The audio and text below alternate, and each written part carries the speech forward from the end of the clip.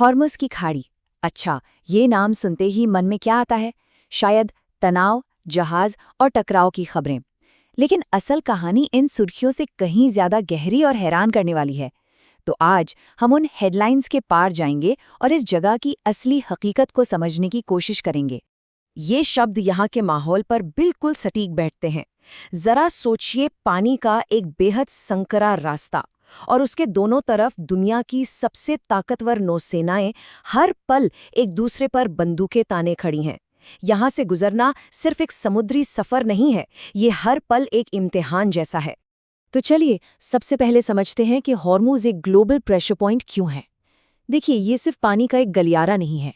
ये दुनिया के उन हिस्सों में से एक है जहां सबसे ज्यादा मिलिट्री और सैटेलाइट की नजर रहती है। ये वो मैदान है जहां दुनिया की ऊर्जा की जरूरतें और सैन्य हित सीधे सीधे आकर टकराते हैं। माहौल कुछ ऐसा है जैसे एक हाईटेक शतरंज की बिसात बिछी हो। हर वक्त जंगी जहाज गश्त पर हैं। ऊपर आसमान से रडार और सैटेलाइट की 24 घंटे निगरानी हो रही है।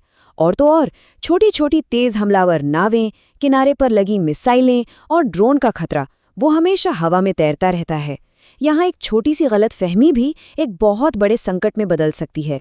तो सवाल ये उठता है कि आखिर इस एक संकरे से रास्ते में ऐसा क्या है जो पूरी दुनिया की अर्थव्यवस्था को प्रभावित करने की ताकत रखता है? जवाब सीधा है, क्योंकि ये रास्ता असल में दुनिया की ऊर्जा की जीवन रेखा है, उसकी लाइफलाइन है। और इसकी धड़कन पर बहुत कुछ निर्भर करता है। जरा इस आंकड़े पर गौर कीजिए, 21%। जी हाँ, दुनिया भर में जो भी तेल इस्तेमाल होता है उसका 21%, यानी हर 5 में से 1 बैरल तेल इसी पतले से रास्ते से होकर गुजरता है।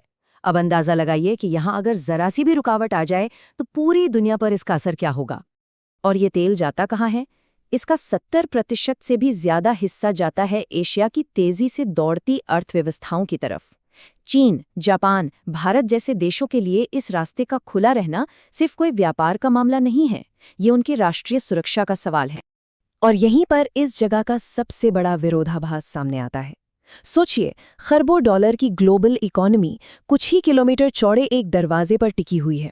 ये इस बात का सबसे बड़ा सबूत है कि हमारी दुनिया एक दूसरे से कितनी जुड़ी हुई है और साथ ही कितनी नाजुक भी। तो ये सारा तनाव, ये सारी स्ट्रैटेजी, इसकी जड़ कहाँ है? इसकी जड़ है भूगोल में। यहाँ की जमीन और पानी की बनावट ही अपने आप में एक बहुत बड़ा रणनीतिक हथियार है। चलिए देखते हैं कैसे। अपने सबसे संकरे पॉइंट पर ईरान और ओमान के बीच हॉर्मुज़ की खाड़ी की कुल चौड़ाई है सिर्फ 33 किलोमीटर।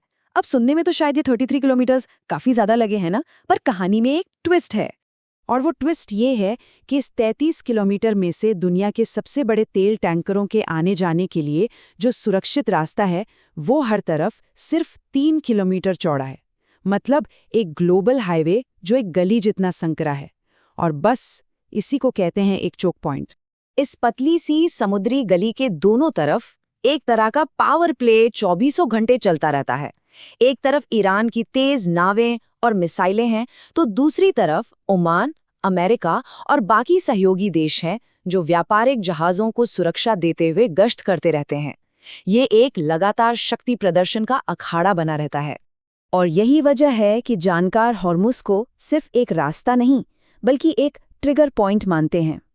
मतलब एक ऐसी जगह जहां एक छोटी सी चिंगारी भी घटनाओं की एक ऐसी चेन शुरू कर सकती है जिसका असर पूरी दुनिया महसूस करेगी। लेकिन क्या हॉर्मुज़ की पहचान सिर्फ यही है? सिर्फ युद्धपोत, मिसाइलें और तेल? क्या इस सैन्य परछाई के पीछे कुछ और भी है? तो चलिए अब इस कहानी का रुख मोड़ते हैं। अब हम युद्धपोतों के साए से बाहर निकलते हैं और हॉर्मुज़ के उस चेहरे को देखते हैं जो हेडलाइंस में कभी नहीं आता। एक ऐसी दुनिया जो रंगों से, गहरे इतिहास से और कुदरत की बेमिसाल खूबसूरती से भरी हुई है। इस रास्ते पर एक खामोश पहरेदार खड़ा है, हॉर्मुज़ का पुर्तगाली किला। 16वीं सदी में बना ये किला आज भी इस रास्ते पर नजर रखता है। इसकी लाल मिट्टी और मूंगे के पत्थरों से बनी दीवारें यहाँ गुजरी न जाने कितनी सदियों के इतिहास की खामोश गवाह हैं। यहाँ का इतिहास सिर्फ पत्थरों में कैद नहीं है, वो तो पानी पर तैरता है। ये है ईरानी लेंज नाव बनाने की सदियों पुरानी कला जो आज भी जिंदा है। इसे यूनेस्को ने भी एक बहुत बड़ी सांस्कृतिक विरासत का दर्जा दिया है। ये एक जीती जागती परंपरा है जो पीढ़ी दर पीढ़ी चली आ रही है। और ये खोज हमें और भी गहराई में ले जाती है, इन द्वीपों की अनोखी दुनिया में। एक ऐसी दुनिया जो इस तनाव भरे माहौल के बीच अपनी एक अलग ही प्राचीन लय में जीती है। ऐसा लगता है जैसे कुदरत ने यहाँ अपना कैनवस खोल दिया हो। एक तरफ है रेनबो वैली, जहाँ की पहाड़ियाँ सचमुच लाल, सुनहरे और नारंगी रंगों से सजी हैं। दूसरी तरफ है हॉर्मुज की नमक की गुफाएं, जो किसी जादुई दुनिया की चमकती हुई भूल भुलैया जैसी लगती हैं। और फिर है खिश्म जियो पार्क, जिसे यूनेस्को ने भी मान्यता दी है। अब अगर खाड़ी की दूसरी तरफ चलें, ओमान के मुसंदम प्रायद्वीप पर, तो नज़ारा बिल्कुल बदल जाता है। यहाँ उबड़-खाबड़ रेगिस्तानी पहाड़ सीधे नीले समंदर में उतरते हैं और एक बेहद शांत और खूबसूरत माहौल बनाते हैं। लोग इसे अरब का फियोर्ड भी कहते हैं। और ऐसा मत सोचिए कि ये खूबसूरत पहाड़ वीरान हैं, बिल्कुल नहीं। यहाँ अरेबियन तहर जैसी फुर्तीली बकरियां चट्टानों पर चढ़ती हैं, आसमान में बड़े बड़े गिद्ध उड़ते हैं और रात में रेगिस्तानी लोमड़ियां शिकार पर निकलती हैं। ये इस बात का सबूत है कि जिंदगी सबसे मुश्किल हालात में भी अपना रास्ता बना ही लेती है। और इन्हीं पहाड़ों के बीच दुनिया से लगभग कटा हुआ एक गांव है, कुम्जा। यहाँ पहुंचने का मुख्य जरिया नाव ही है, और यहाँ की जिंदगी आज भी मछली पकड़ने और सदियों पुरानी परंपराओं के इर्द गिर्द ही घूमती है। लेकिन इस गांव की जो सबसे अनोखी पहचान है, वो है यहाँ की ज़बान, कुम्जारी। ये एक बहुत ही दुर्लभ भाषा है, जिसमें आपको फारसी, अरबी और कई पुरानी बोलियों का अनोखा संगम मिलेगा। ये भाषा अपने आप में सदियों के समुद्री व्यापार और संस्कृति के लेन देन का एक जीता जागता इतिहास है। और बस यही तो होर्मुज का असली विरोधाभास है। एक ही जगह पर तनाव भी है और खूबसूरती भी, रणनीति भी है और शांति भी। ये एक ग्लोबल फॉल्ट लाइन भी है और एक प्राचीन संस्कृति का घर भी। ये सब कुछ पानी के एक छोटे से हिस्से में एक साथ मौजूद है। तो आखिर में ये बात इस जगह को शायद सबसे बेहतर तरीके से बयां करती है।